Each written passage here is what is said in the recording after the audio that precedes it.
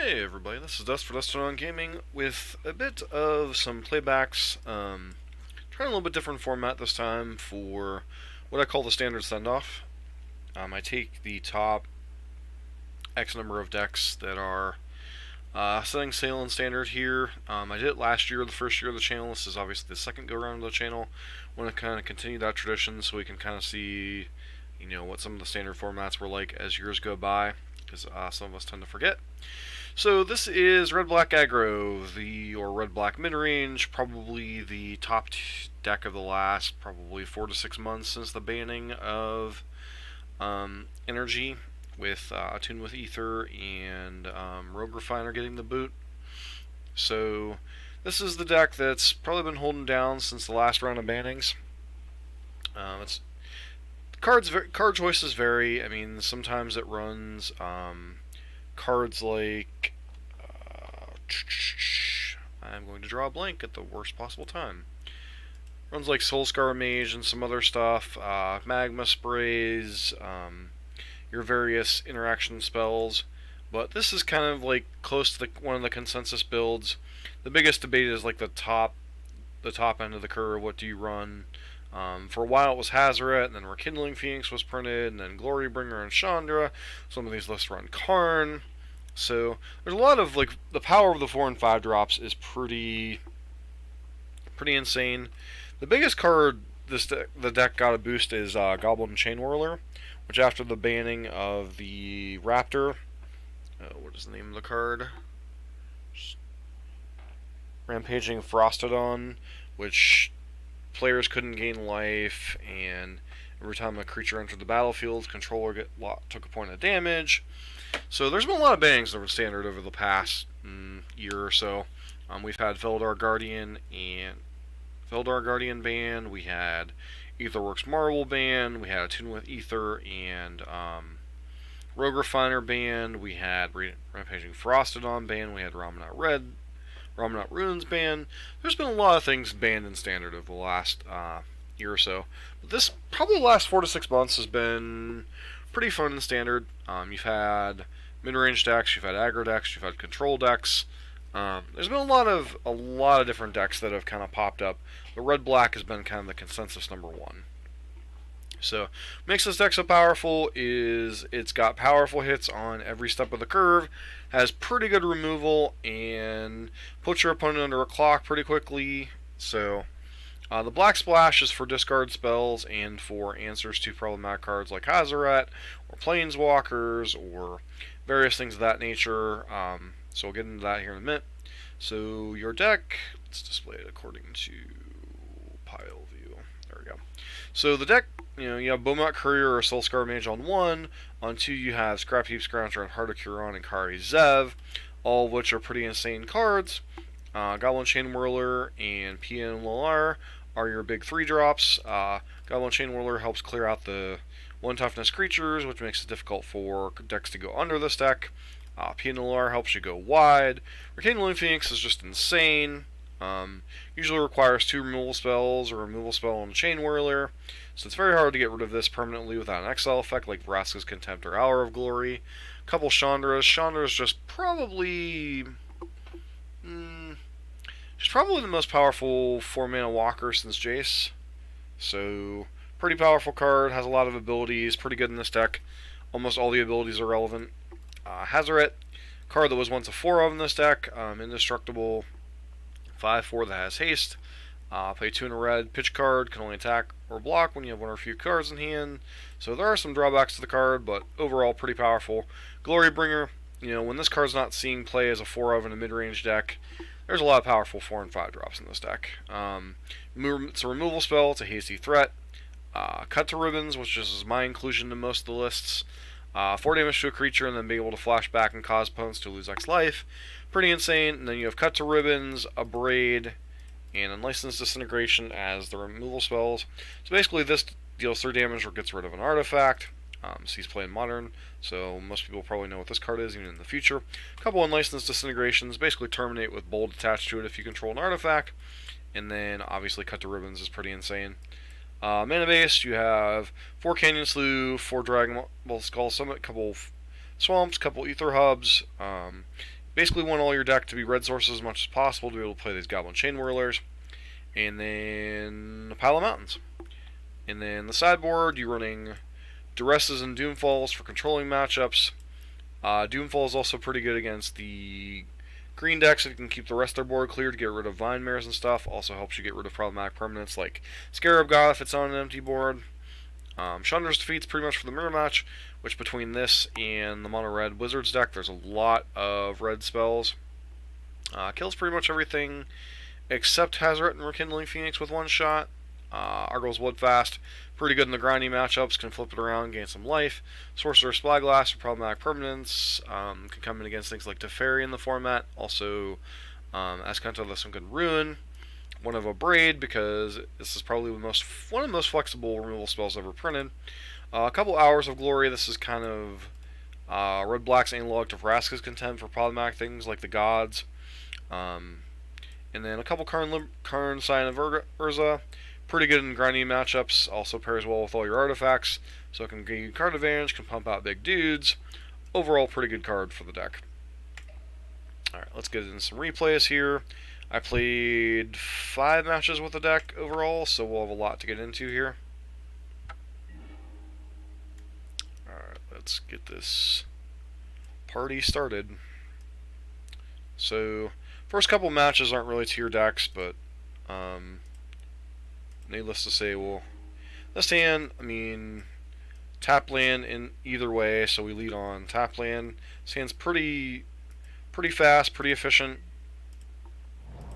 Get that out. Opponent leads on that, so I'm thinking there's some kind of either red-black deck or Grixis. Bomat Courier, start pressuring our opponent. Opponent still plays nothing, we continue to pressure them. Play Scrappy Doo, another card that's pretty insane in this deck. Opponent plays Dragon Horde, so there's some style of Dragons deck. Continue pressuring our opponents. This is what this deck does. It get a lot of pressure down with a lot of they play Chandra here, kill Kari Zev. They're still facing down 5 power in play, so I used the 2 Bowmats to kill Chandra just in case they had something to play with this Dragon Horde. Deal them some damage. Have the potential to draw a boatload of cards. Just play the Heart of Kirin, continue pressuring our opponent. Opponent cycles, they play a land, obviously representing the Vraska's Contempt. Play Hazoret, can't attack with it, but Heart gives it kind of pseudo haste here. They have to Contempt. Go ahead and get in for a bunch of damage. We have a bunch of cards in reserve, and then opponent plays a Sarkhan, loots, and just dies. So game number 2.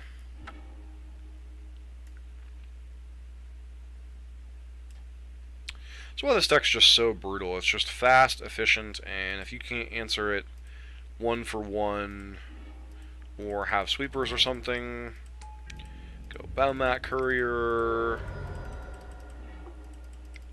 Bowmat Courier continues to be down. You get to go 1 drop, 2 drop, 3 drop. I mean, we lose a Bowmat Courier here, we lose some cards. Continue to pressure them, play a Chain Whirler, more pressure into play. They play Nicol Bolas. We rip Chandra. This deck has some insane top decks too. Kill your dude, get in for 6. Opponent plays another Nikki B. Like thinking, okay. We draw Cut to Ribbons. Do that and then kill them. Turn 5, pretty insane for a mid-range deck. Alright, on to match number 2. Match number 2 also is not really against a tier deck, but their deck was interesting. I think we had a little more of a fight in this one than we did against the Grixis Dragons list. This hand, I mean, obviously this is kind of a dangerous keep, but have Canyon Salute a cycle should we get this far, and this deck is pretty mana hungry. So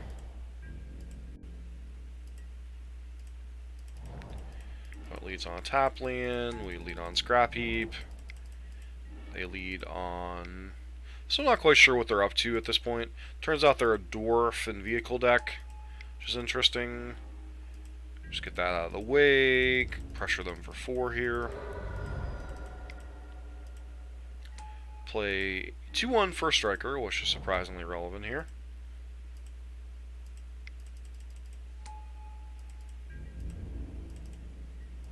Don't attack into their First Striker. They play a Depala.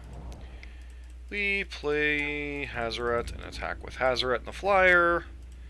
They just take the damage. They play Sky Sovereign, kill our Pia here, which is obviously a threat because we can keep them from not blocking. Draw another Hazaret here. We just play Heart of Curon. Attack with everything. Don't really get a ton of damage in here. They use their Skyboat to block Hazaret. Kill Scrappy Doo, which doesn't make a ton of sense here, but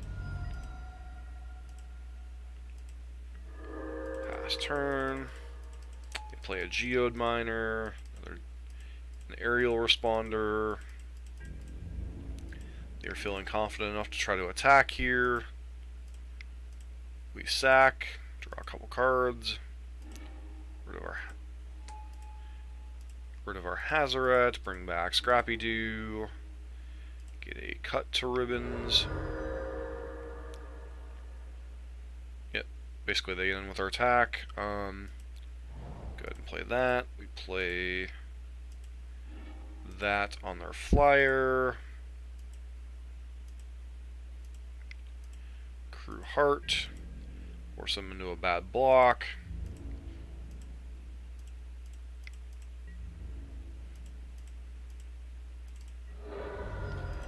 They go to 3 in between Cut to Ribbons and Hazaret. We pretty much have the game locked up.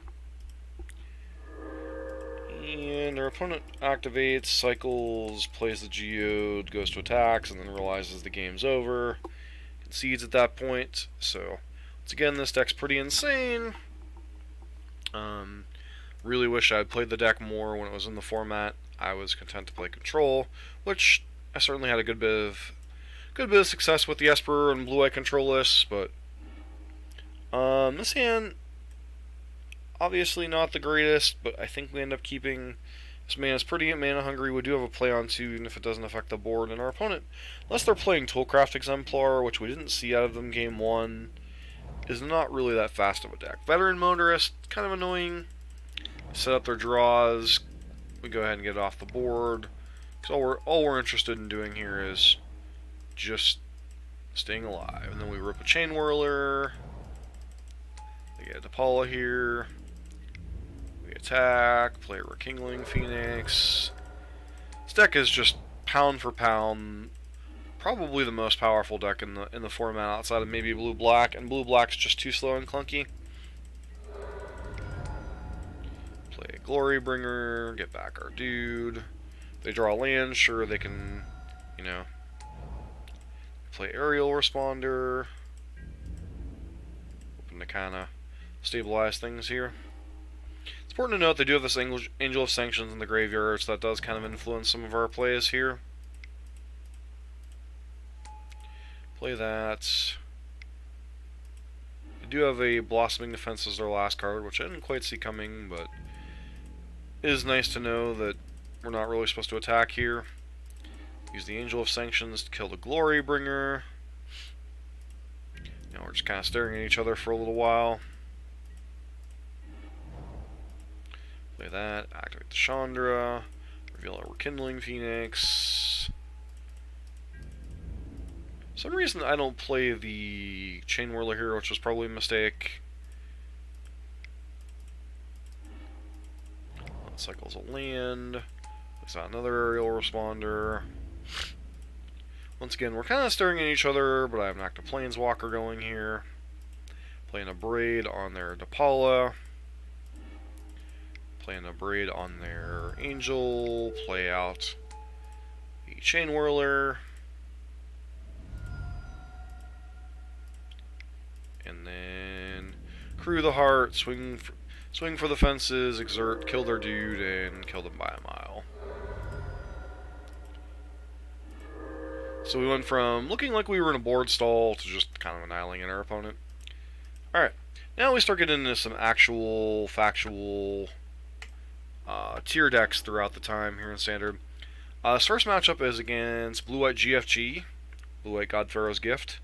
Probably the most long-standing God Pharaoh's Gift. God Pharaoh's Gift is a combo deck that tries to get God Pharaoh's Gift in the graveyard and bring it back with Refurbish, along with a host of very powerful creatures. This hand has the potential to have an insane curve out. At this point, I don't know what my opponent's on, so obviously we keep. Don't have an Abrade to deal with the GFG, but do have the chance to punk them out here. Opponent plays Minister of Inquiries. There's only one deck in the format that does that, so strategic planning puts the God Pharaoh's Gift in the graveyard. We play Akari Zev. Opponent mills. They've got 3 God Pharaoh's Gifts in the graveyard. They also have this Fairgrounds Warden, which will be relevant in Game 2. Play with Akari Zev here. Opponent decides they block. Deal them 2 damage. We play the Chain Whirler. Kill the Minister. They mill again. Their graveyard's getting kind of insane over here. They play Chart, of course. We play this, trying to set up. What we're trying to do here is hoping they bring back Angel of Invention. We block, sack, play the Bowmat Courier, sack, kill them. But that is kind of a pipe dream here.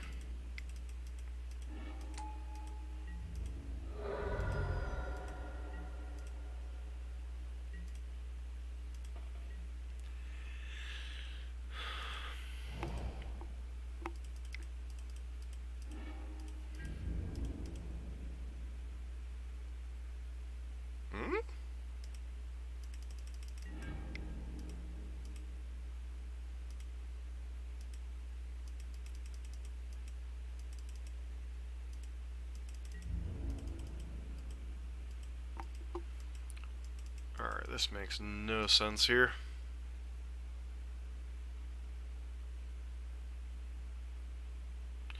Alright, so apparently there was an issue here.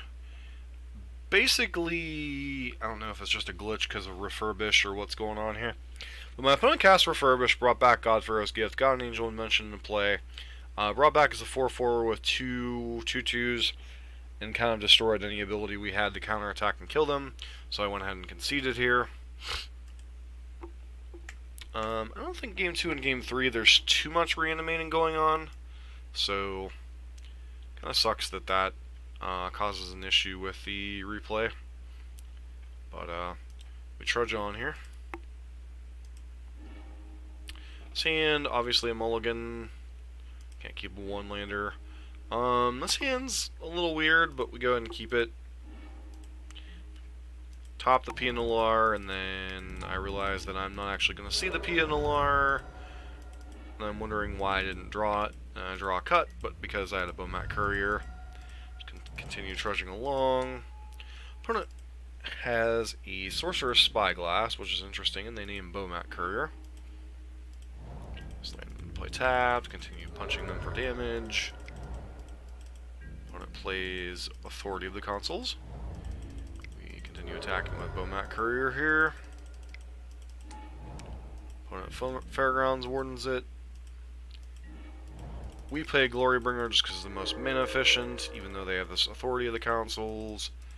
They play Champion, start getting aggressive. Kill their dude, get back our Glorybringer, play our Rekindling Phoenix here. Just attack, I don't want to put his stuff in the graveyard. Hopefully there's not a glitch this time. It actually worked that time. Get in for 4. Kill that. Continue pressuring them is the main thing here. Don't want them putting grit.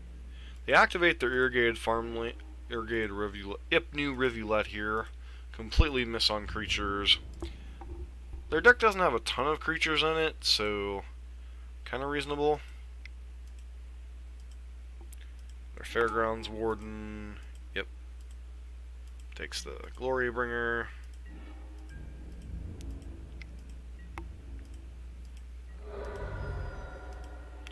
So here I choose to hold up Unlicensed Disintegration instead of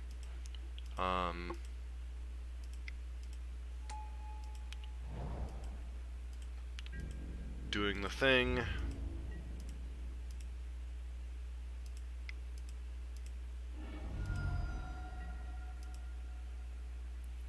And our opponent concedes even though they're not technically dead here, which I found interesting. Actually, I guess they are. Between Rekindling Phoenix and the Cut to Ribbons, they were just dead here. So, I apologize, they were. Game 3. Another thing about this deck is it kind of has an insane sideboard in a lot of matchups. Like, we were able to bring in an Abrade, a couple Hours of Glory, just to kind of play the tempo game, kill their threat. This hand, once again, kind of a flat-out risk, but we do have a lot of big bombs in our deck, so I end up keeping this hand. Our opponent honestly doesn't do a whole lot for the first couple turns. They cycle a Rivulet, they play a Charta Course. I just start getting these our creatures into play, start trucking along. I played the Goblin there in case they had like Essence Scatter or something in their deck, but I don't know if it was worth playing around or not. We have a Lyra. We have an Unlicensed Disintegration. So it looked like their plan was mainly revolved around keeping us from... Then we draw Hour of Glory, so we just kind of continue playing the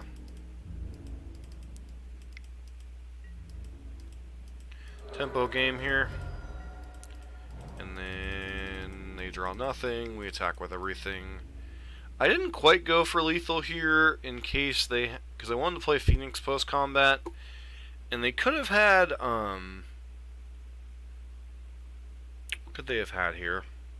Could have had any number of things to keep themselves alive, so I just decided to pump once, put them to 1, play the Phoenix.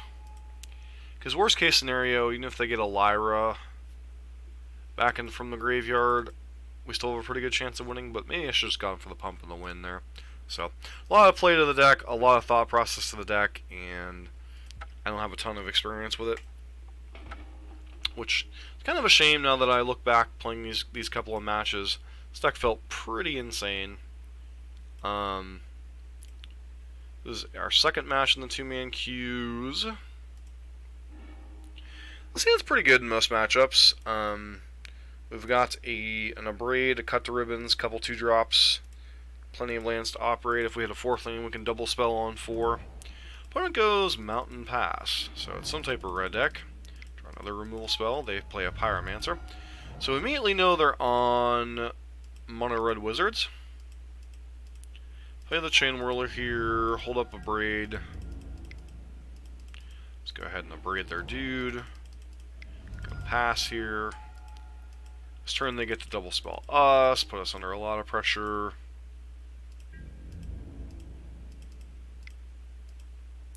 So I kill the Chain Whirler here, mainly because if we get a Chain Whirler of our own, we want to be able to do whatever. But we end up playing a Karizev, and then we play a Cut to Ribbons here. The Lightning Strike our dude, get in for some damage. Now they're getting in for a decent amount of thing, plus they have these Earthshaker Kenras to bring back. We play the blocker out.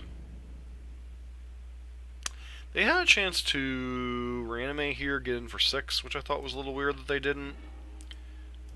We get that. Let's play out our hand here. Didn't want that going to the graveyard, so got the Canyon Slough here. Finally decided to bring back the Kenra. Get us for some 6 damage here. Put us well within burn range. We have a Chain Whirler into another Chain Whirler. One Chain Whirler killed their dude. Another put them to 15. They play Flame of Keld here. Honestly, if they would have brought back Earthshaker Kenra, I would have had to chump. So I'm not sure playing Flame of Keld here was the correct call.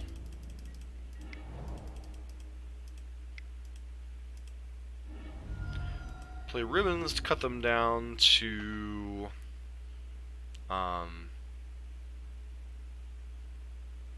actually, I screwed up here. I had lethal on board. That's why they didn't swing back. Yeah, I didn't just, as I'm doing this replay, I didn't realize that I missed lethal here. Because I attack with here, and then 2 of these get through and drop them to lethal. Yeah, I could have won this game. Wow. I can't believe I missed that.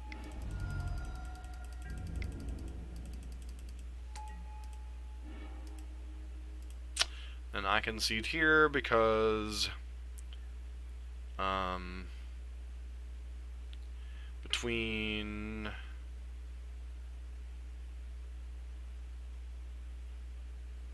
why did I concede here?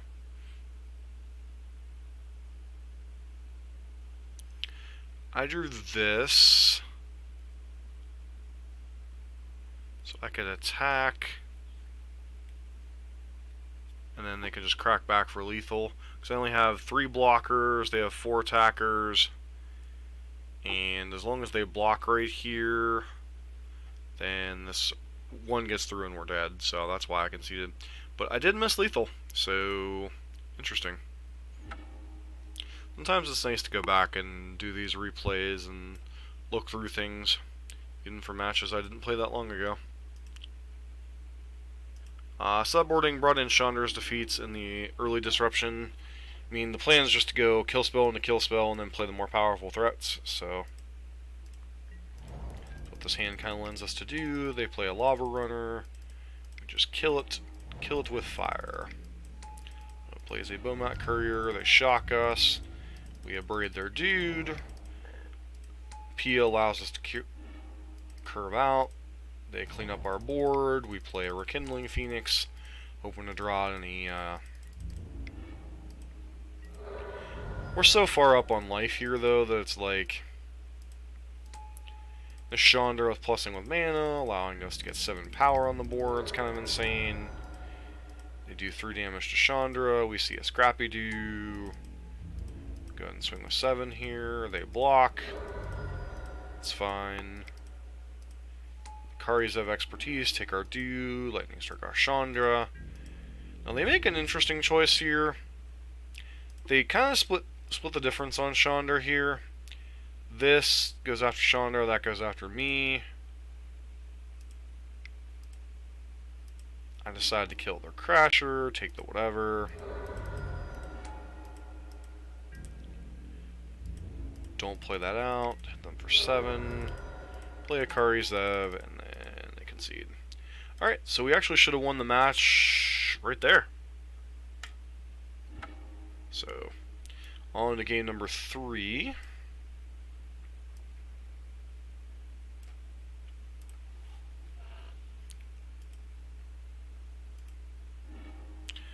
This hand, obviously a little bit slow. Chain Warrior is pretty good in the matchup. Our Kindling Phoenix is a resilient threat. So I end up keeping this hand. They do have a rather nice curve out. Bomat Courier, drawn on License Disintegration. They hit us for 3 here. We still play nothing. The Pyromancer hits us for 2. They get to hit us for another 3. But crucially, they missed the land drop here, so our Chain Warlock gets to come down, wipe their board. We took 9 damage, but we are able to kind of stabilize here. Go to that. Play out the Chandra here. Play out the Heart of Curon for defense. We'll place Bomat Courier, Soul Scar Mage. They attack. We crew, block their Sandstalker. Chandra takes some damage. Sell the top card, use this cut to ribbons, clear out their board, disintegrate their board. It's possible I should have crewed this Heart of Curon, just continue pressuring them, but I didn't want Chandra to die to a lightning strike here.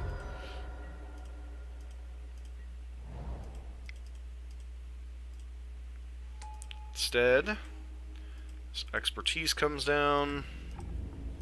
So these both go after Chandra.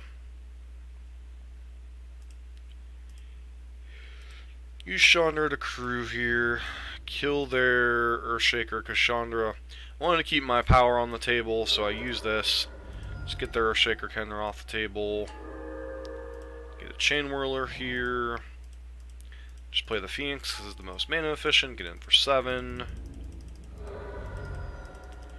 then my opponent scoops it up, I believe. Yep, opponent scooped it here. We have 10 power on the table, ability to put crew more, and they just can't deal with that much stuff. So, missed lethal in game 1, but we still come back to win the match. And then one final match against a tier-ish deck in the format.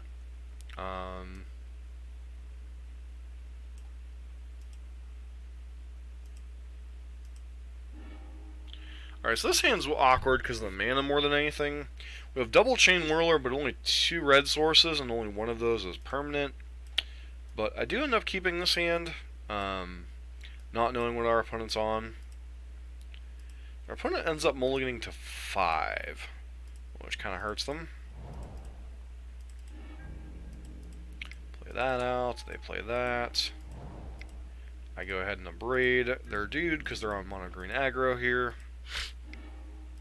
Play Bomat Courier, get in for 1. Play that out.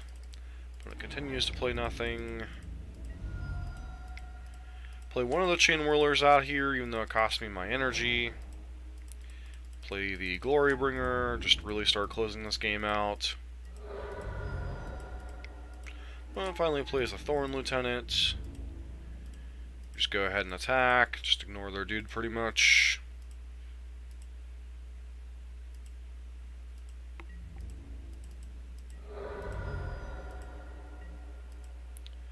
When it goes to 2, we play a Chain Whirler, put them to 1, and then they concede shortly thereafter. And then game 2 is a little bit more of a fight, but their hand's still kind of weird in this game. They didn't have like the perfect curve out of Mystic into Steelleaf Champion, which is one of the few things that could give this deck problems. So, our opener, we've got a Cut to Ribbons and a Braid, Glory Bringer and a Chandra, pretty decent in the matchup. Opponent goes 1, they go that. Get in with Llanowar Elves, they play Heart of Curon, go into Braid to get that off the board. Plays another Heart, plays a Scrap. Chain Whirler to get their dude off the board here. Get in for 4. We top deck a land like a champ. Start racing back, play the Phoenix, because they don't tend to have a ton of removal spells in their deck, so they fire it up, but then choose not to. Here I actually made a mistake by killing the Scrap Heap Scrounger. Was not necessary till probably after combat because they weren't able to crew the thing. I could have gotten in for 7 here. Instead, they're able to bring their guy back. I gotta fog my own. Nope, the Hour of Glory here, which was kind of weird. Keep the Phoenix back, which I probably should have attacked because they can't. I guess they could kill if they had Blossoming Defense and whatever. Yep, do that. Fire in here. I go ahead and make the block. I don't understand why they didn't kill that with the Hour of Glory instead of the Phoenix here.